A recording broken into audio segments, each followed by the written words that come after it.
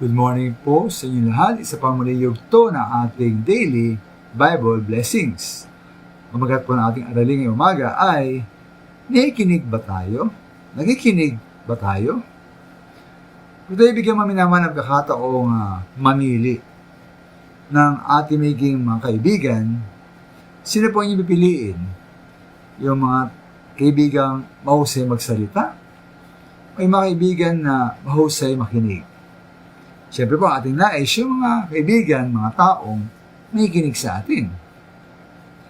Marami po inyo pong naranasan na, lamang minsan, na makausap ang isang taong walang tigil sa pagkasalita. Nagkasalita, ang nagkakwento kung sa kanyang sarili, sariling asawa, sariling anak, sariling magulang, sariling bahay, sariling mga karanasan. At halos hindi ka na makasigit sa pagkasalita. At yan makasigit ka at makapagsalita, malinaw po na hindi rin siya nakikinig.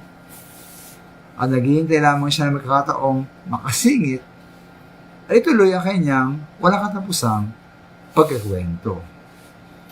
Di ba napakahirap po yung ganito, di ba? Ngayon po, ba't kaya tayo binigyan ng ating Diyos ng dalawang tenga? Ngunit isang dila lamang. Isang bibig lamang. Man dahil po higit dapat tayo makinig kaysa magsalita. Napakapangit nga minamahal ang madaldal at di marunong makinig. Ayon sa Kawikaan 10:19, ang taong masalita ay malapit sa pagkakasala, ngunit ang nagpipigil ng dila ay dunong ang pakilala.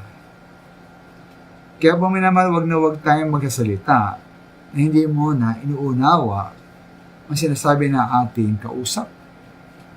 Ayon sa Kawikaan 18:13, ang sumasagot bago makinig ay kamangmangan at kahihiyan sa kanya. Tuloy po na kaya, di po minamahal magsalita na walang koneksyon ang ating sinasabi sa bagay na pinag-uusapan. Bakit po nangyari yon? Dahil tayo nga po ay hindi nakikinig. Kaya po pong tanungin, pong suri na ating sarili. Tayo ba'y laging nakikinig habang nagsalita ang iba? O habang sila nagsalita, ating isip po ay nasa kung saan-saang mga bagay at mga lugar? Nais ba natin na makinig ang mga tao sa atin? Tula naman tayong nais na makinig sa kanila.